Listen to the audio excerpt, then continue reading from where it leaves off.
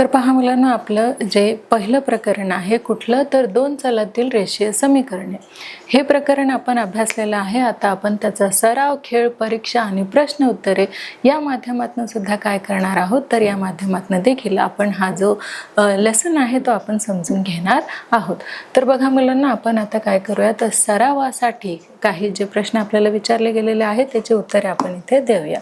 तर बघा, आपलं दोन रेषेतील रेषीय समीकरणे जे आहे त्या चॅप्टरमध्ये आपल्याला सरावासाठी काय दिलेले आहेत की, तर काही प्रश्न उत्तरे दिलेले आहेत. आणि मग त्या प्रश्न उत्तरांचा आपल्याला काय करायचं आहे, थोडक्यात सराव करायचा आहे. आणि त्यासाठी आपल्याला इथे काय दिले जातील, तर काही जे ऑप्शन आहे दोन ते दिले जातील. आणि आपल्याला काय करायचं आहे, तर नीट प्रश्न समजून योग्य आन्सर आपल्याला द्यायचं आहे. तर आपला जो फर्स्ट क्वेश्चन आहे तो आहे, ज्या समीकरणामध्ये दोन चले वापरली जातात आणि चल असलेल्या प्रत्येक पदाची कोटी एक असते, त्या समीकरणाला दोन चलातील डॅश समीकरण असे म्हणतात. आणि इथे पहा, एक सामायिक म्हणतात की रेषीय म्हणतात, असं आपल्याला विचारले गेलेलं आहे. तर सांगा पहा मुलांना, आपलं योग्य ऑप्शन काय असणार आहे. अगदी बरोबर, रेषीय जे आहे ते आपलं योग्य ऑप्शन असणार आहे.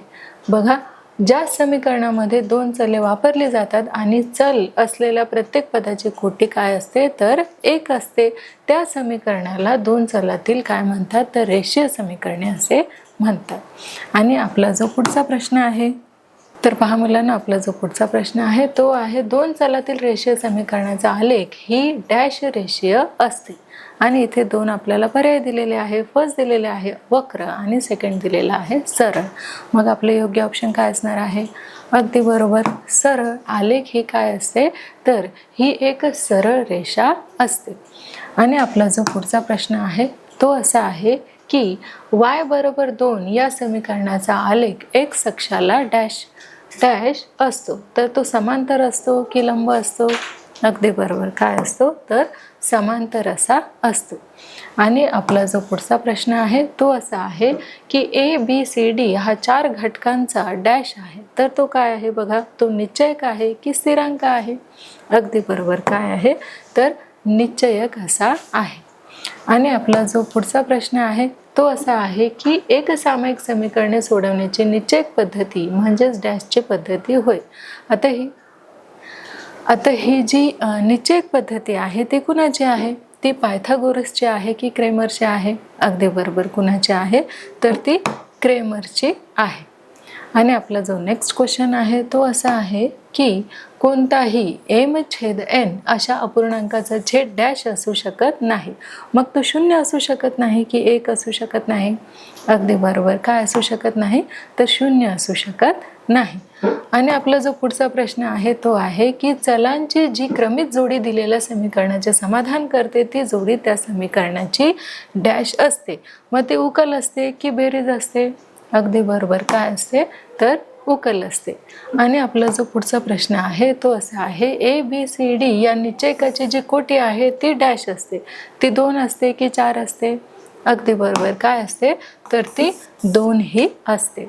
आणि आपला जो पुढचा प्रश्न आहे तो आपण घेऊयात की 14m + 8n बरोबर 42 हे दोन चलातील काय आहे, रेषीय समीकरण आहे. त्यासाठी आपल्याला काय दिलेलं आहे, दोन ऑप्शन दिलेले आहे. फर्स्ट आहे बरोबर, सेकंड आहे चूक. मग आपलं योग्य आन्सर जे आहे ते काय असणार आहे. अगदी बरोबर, बरोबर हे आपलं काय आहे, तर योग्य आन्सर आहे.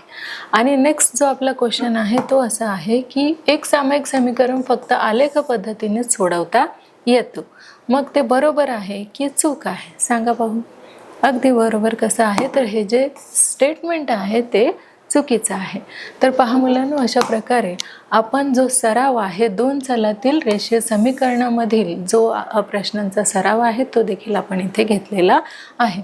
आता आपण काय करणार आहोत, तर खेळाच्या माध्यमातून सुद्धा हे जे आपलं प्रकरण आहे, फर्स्ट प्रकरण दोन चलातील रेषीय समीकरणे, हे आपण समजून घेणार आहोत. तर बघा, इथे 5 प्रकारचे आपल्याला काय दिलेले आहेत, तर खेळ दिलेले आहेत. आणि यापैकी एक आपल्याला काय करायचं आहे, खेळ निवडायचा आहे. आणि आपण निवडूया आज गिटारचा खेळ. तर बघा, यामध्ये आपल्याला काय विचारलं जातील, तर काही प्रश्न आपल्याला इथे विचारले जातील आणि त्यासाठी आपल्याला इथे 4 पर्याय दिले जातील आणि मग आपल्याला काय सांगण्यात येणार आहे की जेव्हा आपण योग्य आन्सर देऊ तेव्हा गिटार काय होणार आहे, वाजवायला मिळणार आहे.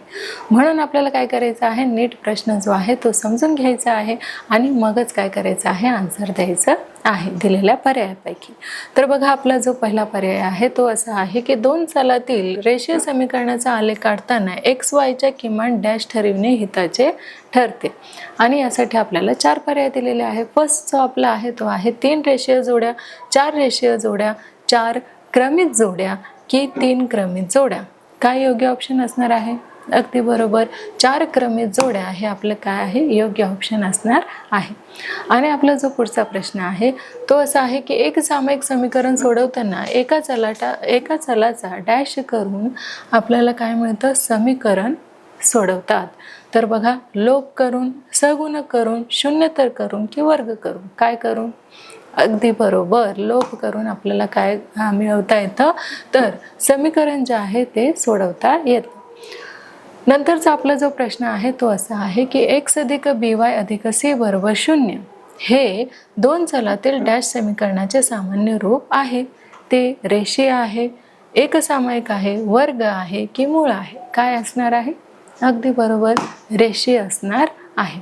आणि आपला जो पुढचा प्रश्न आहे तो आपण अभ्यासणार आहोत की x अधिक by अधिक c बरोबर 0 या समीकरणात ABC या डॅश संख्या असतात. त्या कशा संख्या असतात ते आपण पाहूयात. त्या क्रमिक असतात, वर्गमूळ असतात, वास्तव असतात की ऋण असतात? सांगा पाहू. अगदी बरोबर, काय असतात, तर वास्तव्य असतात. आणि आपला जो पुढचा प्रश्न आहे तो आपण अभ्यासणार आहोत की 2 चलातील 2 रेषीय समीकरणांचा एकाच वेळी विचार होतो तेव्हा त्या समीकरणांना डॅश समीकरणे असे म्हणतात. त्यांना वास्तव्य समीकरण म्हणतात, रेषीय समीकरण म्हणतात, वर्ग म्हणतात की एकसामायिक समीकरण म्हणतात. काय म्हणतात? अगदी बरोबर, त्यांना एकसामायिक समीकरण असे म्हटलं जातं. आणि त्याच प्रकारे आपला जो पुढचा प्रश्न आहे तो आपण घेणार आहोत की x अधिक by अधिक c बरोबर काय आहे, 0 या रेषीय समीकरणात a आणि b हे एकाच वेळी डॅश नसतात. एकाच वेळी काय नसतात पाहूयात. ऋण नसतात, धन नसतात, शून्य नसतात की वास्तव्य नसतात. काय नसतात सांगा पाहू. अगदी बरोबर, काय नसतात, तर शून्य नसतात. आणि आपला जो पुढचा प्रश्न आहे तो आपण घेणार आहोत की x बरोबर 2 या समीकरणाचा आलेख डॅश अक्षाला काय असतो, समांतर असतो. मग x असतो, y असतो, दोन्ही की कोणत्याही नाही. काय सांगितलेलं आहे बघा, x बरोबर 2 या समीकरणाचा आलेख डॅश अक्षाला काय असतो, समांतर असतो. कशाला समांतर असतो?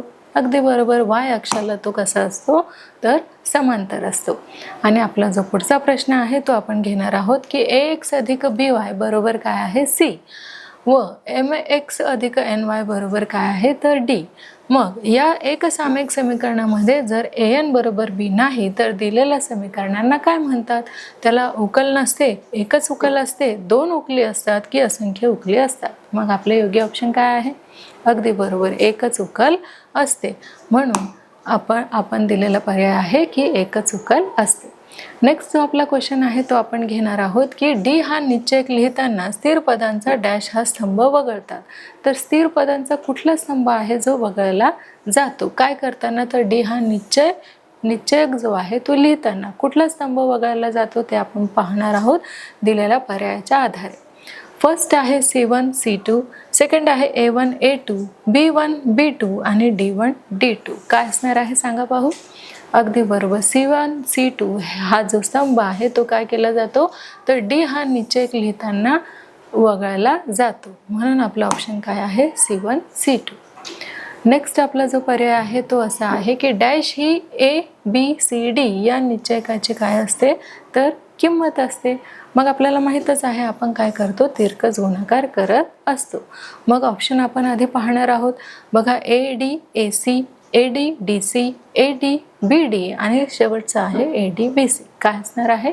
अगदी बरोबर, AD BC हे आपलं काय आहे, राईट आन्सर आहे. मित्रांनो, अशा प्रकारे खेळाच्या माध्यमातून सुद्धा आपण दोन चलातील रेषीय समीकरणे हे जे प्रकरण आहे त्याच्यामध्ये विचारलेले जे काही प्रश्न आहेत त्या सगळ्यांचे अगदी योग्य काय दिलेले आहेत, आपण आन्सर्स दिलेली आहेत. आता आपण त्यावर काय घेणार आहोत तर परीक्षा देखील घेणार आहोत. मग सुरुवात करूया आपण आपल्या या परीक्षेला.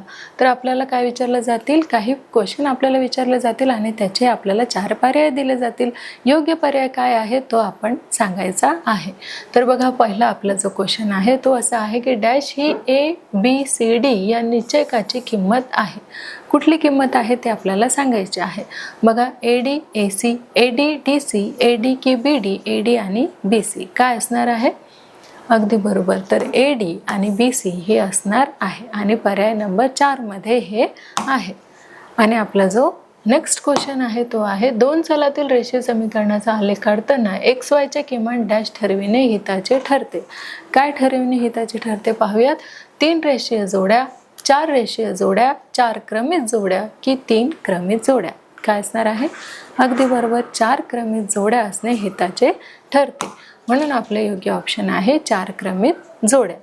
नेक्स्ट आपला जो क्वेश्चन आहे तो असा आहे की AX अधिक BY बरोबर C व MX अधिक NY बरोबर D या एक सामायिक समीकरणामध्ये जर AN बरोबर BM तर दिलेल्या समीकरणांना काय म्हणतात? बघा, उकल नसते, एकच उकल असते, 2 उकली असतात की असंख्य उकली असतात. मग आपले योग्य पर्याय काय आहे? अगदी बरोबर, एकच उकल असते. आणि नेक्स्ट जो आपला क्वेश्चन आहे तो असा आहे की x बरोबर 2 या समीकरणाचा जो आलेख आहे तो डॅश अक्षाला समांतर असतो. कुठल्या अक्षाला समांतर असतो पहा? x, y दोन्ही की कोणत्याही? अगदी बरोबर, काय असतो तर y अक्षाला समांतर असतो. आणि आपला जो पुढचा प्रश्न आहे तो असा आहे की AX अधिक BY अधिक C बरोबर 0 या रेषीय समीकरणात A आणि B हे एकाच वेळी डॅश नसतात. काय नसतात पहा? ऋण, धन, शून्य की वास्तव? अगदी बरोबर, काय नसतात तर शून्य नसतात. आणि आपला जो पुढचा प्रश्न आहे तो असा आहे की AX अधिक BY अधिक C बरोबर 0 हे दोन चलातील डॅश समीकरणाचे सामान्य रूप आहे. कुठले सामान्य रूप आहे? बघा, रेषीय, एकसामायिक, वर्ग आणि मूळ. कुठले असणार आहे? अगदी बरोबर, काय असणार आहे तर एकसामायिक समीकरणांचे सामान्य रूप आहे. आणि नेक्स्ट जो आपला क्वेश्चन आहे तो आपण घेतलेला आहे की एकसामायिक समीकरण सोडवताना एका चलाचा डॅश करून समीकरण सोडवतात. काय करून समीकरण सोडवतात पहा? लोप, सहगुणक, शून्यत्तर की वर्ग? काय ऑप्शन योग्य असणार आहे? अगदी बरोबर, लोप हा आपला जो ऑप्शन आहे तो योग्य असणार आहे.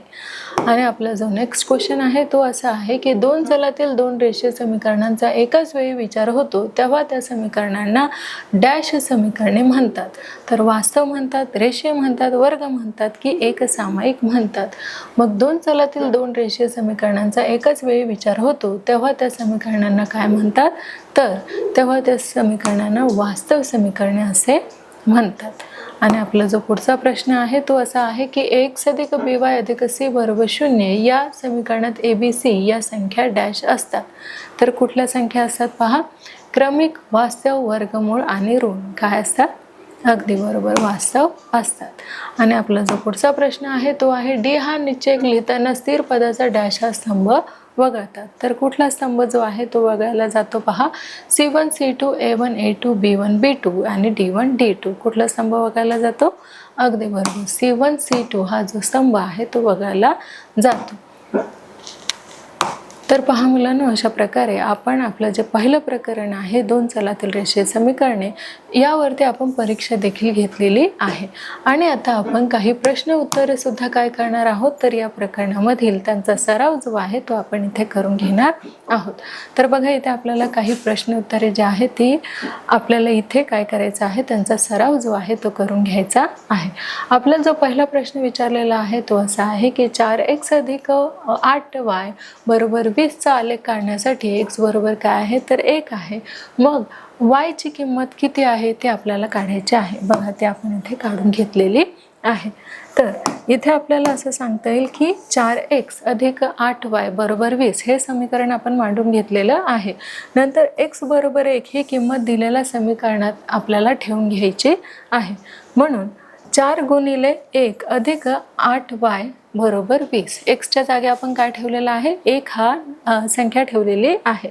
मग 8y बरोबर काय होणार आहे, v, आणि 4 इकडे जाताना काय होणार आहे तर वजा होणार आहे, म्हणून वजा 4. मग y बरोबर काय होणार आहे, 20 मधून 4 आपण मायनस केलेले आहे 16. 16 छेद किती येणार आहे तर हा 8 येणार आहे. 8 1 8 8 आणि 8 दोन्ही किती येणार आहे 16. मग y बरोबर किती आलेला आहे तर y बरोबर आलेला आहे 2. तर y ची किंमत जी आहे ती आपल्याला इथे मिळालेली आहे.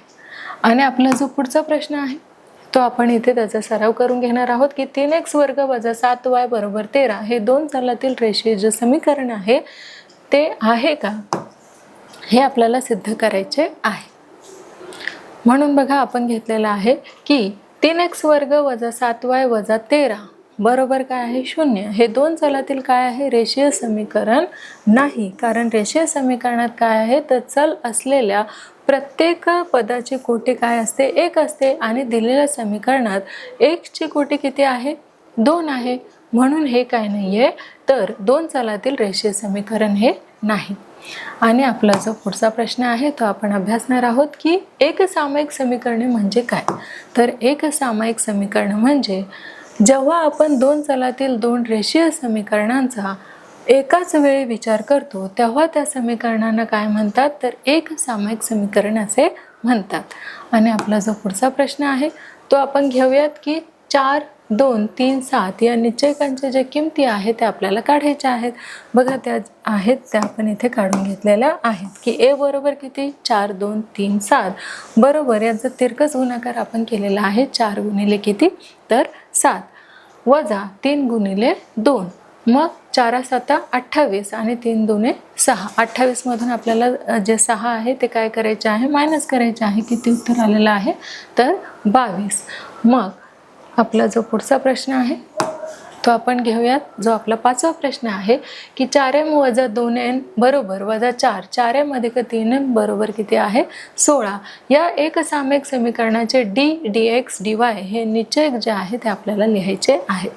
बघा हे जे निश्चयक आहे ते आपण इथे लिहून घेतलेले आहेत. तर इथे 4m वजा 2n बरोबर वजा 4 दिलेलं समीकरण जे आहे ते आपण मांडून घेतलेलं आहे. मग 4m अधिक 3n बरोबर किती तर 16 आणि d बरोबर a1 b1 a1 a2 b1 आणि b2. मग त्यानुसार आपण काय केलेलं आहे 4 वजा 2 4 आणि 3 हे घेतलेले आहे. मग b1 c1 b2 आणि c2 वजा 2 वजा 4 3 आणि 16 ह्या किमती आपण घेतलेल्या आहेत. मग dy बरोबर काय आहे तर a1 a1 a2 आणि a2. मग 4 वजा 4 4 आणि 16 अशा ज्या किमती आहेत त्या आपण त्याच्यामध्ये ठेवलेल्या आहेत. आता आपला जो पुढचा प्रश्न आहे तो आपण इथे घेऊयात की खाली दिलेल्या अटीवरून समीकरणे बनवा. मनीषाचे 3 वर्षापूर्वीचे वय काय आहे सविताच्या त्या वेळच्या वयाच्या चौपट होते. मग त्याचे जे वय आहे ते आपल्याला काढायचे आहे. बघा इथे आपण काढून घेतलेले आहे की मनीषाचे वय आपल्याला काय म्हणायचे आहे तर x व सविताचे वय आपल्याला काय म्हणायचे आहे y असे मानायचे आहे. मग दिलेल्या अटीनुसार आपल्याला काय म्हणायचं आहे बघा की x वजा 3 बरोबर 4 गुणिले y वजा 3.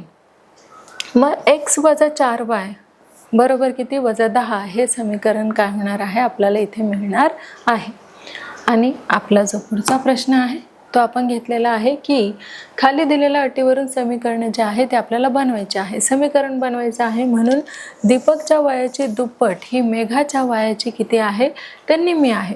मग त्याचं समीकरण जे आहे ते आपण इथे बनवून घेतलेलं आहे की दीपकचे वय x व मेघाचे वय आपल्याला काय मानायचे आहे y मानायचे आहे. मग दिलेल्या अटीनुसार 2x बरोबर काय येणार आहे y/2.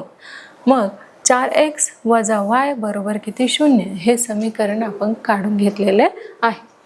आणि आता आपला जो पुढचा प्रश्न आहे तो देखील आपण घेऊयात की जर dx बरोबर 42 तर d बरोबर 6 असेल तर x बरोबर किती असेल. आणि ते देखील आपण इथे केलेलं आहे की x बरोबर काय आहे dx/2 डी बरोबर 42 छेद काय येणार आहे 6 बरोबर 6 एक 6 आणि 6 7 42 मग किती आलेला आहे तर 7 आलेला आहे. आणि आपला जो पुढचा प्रश्न आहे तो असा आहे की x अधिक y बरोबर 3 3x वजा 2y वजा 4 बरोबर 0 ही एक सामायिक समीकरणे सोडवण्यासाठी d ची जी किंमत आहे ते आपल्याला काढायची आहे.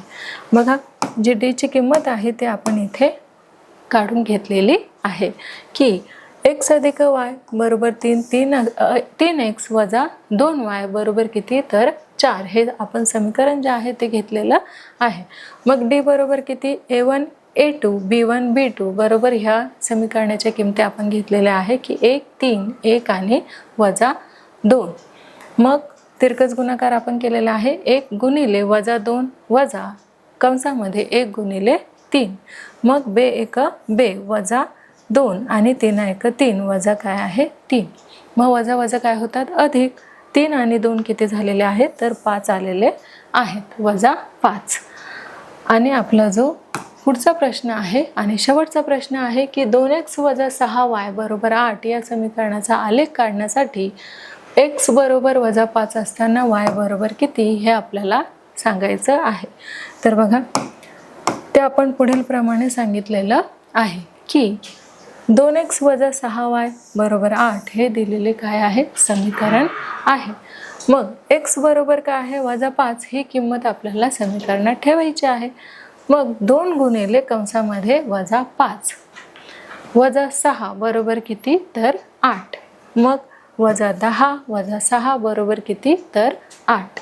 आता वजा 6 बरोबर किती होणार आहे 18 होणार आहे.